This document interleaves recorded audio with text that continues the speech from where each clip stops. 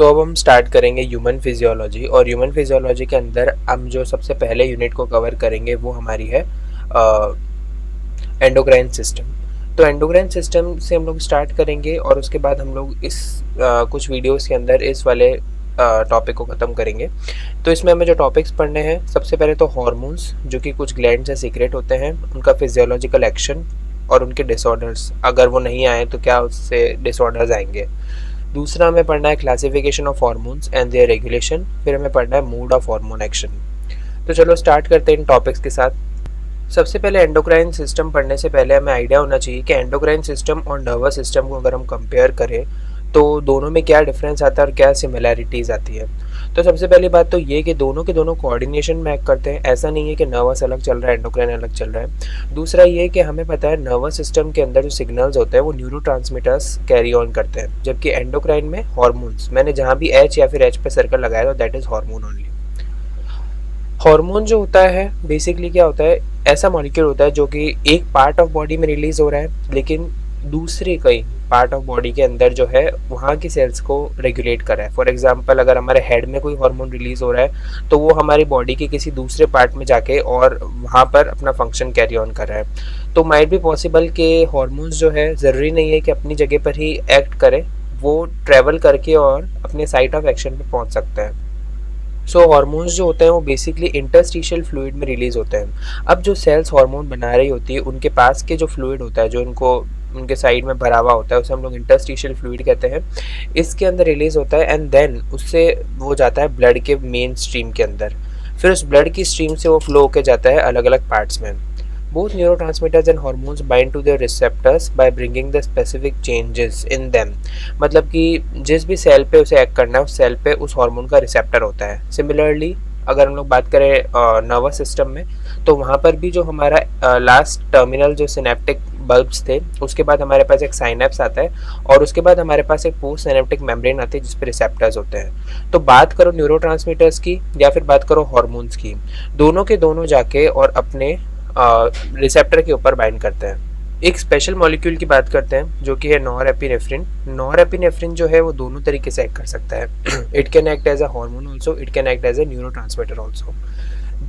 Hormone की तरह कब करेगा, जब बेसिकली वो एड्रिनल मेड्यूला के क्रोमैफिन सेल से रिलीज होगा, और वहाँ हम लोगों ने पढ़ा था ये मेटाबॉलिज्म को रेगुलेट करता है as well as it is the hormone of flight and fight. तो वो वाले यहीं पर होंगे, हार्ट रेट को रेगुलेट करेगा। और जबकि जब ये न्यूरोट्रांसमीटर की तरह एक्ट कर रहा होगा तो इसको हमारे पोस्ट गैंग्लियोनिक न्यूरॉन्स जो कि ब्रेन के अंदर है वहाँ पर इसे रिलीज़ करेंगे। और या फिर ब्रेन के अंदर ज़रूरी नहीं है, मतलब नर्व्स के अंदर जहाँ भी हमारे पोस्ट गैंग्लियोनिक न्यूरॉन्स होंगे सिंपैथेटिक वाले नर्वस सिस्टम में, उसके अंदर ये रिलीज़ हो सकते हैं as a neurotransmitter. Similarly chromaffin cells भी इन्हें रिलीज़ करती हैं। अब बात करते हैं ओवरऑल कंपैरिजन की नर्वस और एंडोक्राइन सिस्टम के बीच में। तो मॉलिक्यूल्स की बात करें तो नर्वस सिस्टम में न्यूरोट्रांसमीटर्स, एंडोक्राइन सिस्टम में हार्मोन्स। ये कब रिलीज होंगे, जब नर्व इम्पल्स आएगा। और हार्मोन्स कब रिलीज होंगे, जब उनको एक सिग्नल मिलेगा या फिर एक ट्रिगर मिलेगा कि उन्हें रिलीज होना है। और वो होंगे कहाँ पर, तो ये ब्लड के अंदर होंगे, और ये बेसिकली क्या होते हैं, पोस्ट सिनेप्टिक मेम्ब्रेन पे जाने के लिए सिनेप्स में रिलीज होता है। इनका साइट ऑफ एक्शन कहाँ पर है नर्वस सिस्टम वालों का, तो बेसिकली जहाँ से रिलीज होते हैं उसके बिल्कुल पास में ही पोस्ट सिनेप्टिक मेम्ब्रेन प्रेजेंट होती है। हमें पता है कि सिनेप्टिक जो बल्ब्स होते हैं उसमें से ये निकलते हैं न्यूरोट्रांसमीटर्स जो कि साइनेप्स में रिलीज होते हैं, और फिर साइनेप्स के जस्ट पास में पोस्ट सिनेप्टिक मेम्ब्रेन होती है। उस पोस्ट सिनेप्टिक मेम्ब्रेन के ऊपर रिसेप्टर्स होते हैं और वहाँ पर जाके ये बाइंड करते हैं। तो बेसिकली ये बहुत पास है, क्लोज एसोसिएशन है। जबकि हार्मोन्स के अंदर उनकी टारगेट सेल पे जाके वो बाइंड करेंगे। This target cell can be near by also and this can be far enough कि उन्हें ट्रैवल करने के लिए पूरा बॉडी क्रॉस करना पड़े।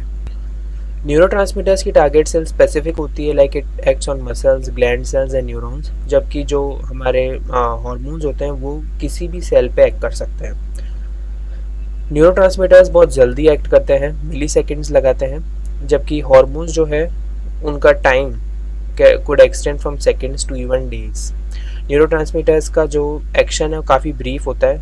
हमें पता है कि एक्शन पोटेंशियल आता है और तब वो न्यूरोट्रांसमीटर रिलीज होते हैं, और जैसे ही वो चला जाता है तो न्यूरोट्रांसमीटर्स भी डिग्रेड हो जाते हैं। लेकिन हार्मोन्स का जो है वो काफ़ी ज़्यादा लॉन्गर एक्शन होता है। अब हम बात करेंगे ग्लैंड्स की। तो बेसिकली जो ग्लैंड्स है वो दो टाइप की ग्लैंड्स होती है, एक हमारी एक्सोक्राइन ग्लैंड होती है और एक हमारी एंडोक्राइन ग्लैंड होती है। क्योंकि हमारा टॉपिक का नाम ये एंडोक्राइन सिस्टम है तो हम लोग एंडोक्राइन ग्लैंड्स को डिटेल में पढ़ेंगे, पर हम लोग एक बार इसका ब्रीफ ओवरव्यू देख लेते हैं। तो एक्सोक्राइन ग्लैंड्स जो हैं वो अपना प्रोडक्ट कहाँ सिक्रेट करती है? डक्ट्स में। बेसिकली ऐसे एक्सोक्राइन सेल्स जो है वो पेरीफेरी पे लोकेटेड होती है और उनके सेंटर में उनकी एक डक्ट होती है। ये सारी सेल्स जो है वो अपने डक्ट के अंदर अपने सिक्रेशंस को रिलीज करती है और ये डक्ट फिर जो है आगे कहीं ले जाती है दूसरी जगह पर। जैसे कि सूडोरीफेरस ग्लैंड्स जो कि हमारा ऑयल ग्लैंड्स होती है स्किन के ऊपर, सीबेशियस ग्लैंड्स मतलब कि जो सीबम रिलीज करती है, mucus and the digestive glands. तो ये सारी की सारी जो है हमारी एक्सोक्राइन ग्लैंड्स है। बात करें एंडोक्राइन ग्लैंड्स की, तो they secrete their products into the interstitial fluid surrounding the secretory cells. So basically cells के आसपास जो इंटरस्टिशियल फ्लूइड होता है उसके अंदर ही सिक्रेट करती है। And from here to blood, मतलब कि यहाँ से वो जाती है ब्लड में, जहाँ पर भी ब्लड का फ्लो हो रहा है ब्लड वेसल्स के अंदर जाएंगी। And from there to whole cells of body, क्योंकि ब्लड तो हर जगह पहुँचता है। Because of the dependence on cardiovascular system, cardiovascular system पे डिपेंडेंस कैसे है? क्योंकि हार्ट जो है हमारा वो हमारे ब्लड को पंप कर रहा है और इन हार्मोन्स को ब्लड की ज़रूरत पड़ रही है to move to different parts of body. So these are the most vascular ones, मतलब कि वेस्कुलर बहुत ज़्यादा है। क्यों? क्योंकि इनको कार्डियोवेस्कुलर सिस्टम पे डिपेंडेंसी है, कार्डियोवेस्कुलर। सो बेसिकली इसलिए ये वेस्कुलर है। तो if the question is asked कि एंडोक्राइन और एक्सोक्राइन में से कौन ज़्यादा वेस्कुलर है, तो you will say that endocrine system is more vascular because it depends upon the cardiovascular system of our body to transport its hormones to different parts of the body. Now we'll talk about the endocrine glands, जो कि basically दो type की होती है। एक तो वो जो हमारी वेल नोन है जो कि क्लासिफाइड एंडोक्राइन ग्लैंड्स है, और दूसरी वो जो कि क्लासिफाइड नहीं है लेकिन स्टिल वो एंडोक्राइन फंक्शन करती है। ट्रू, जैसे कि pituitary, thyroid, parathyroid, adrenal and pineal gland.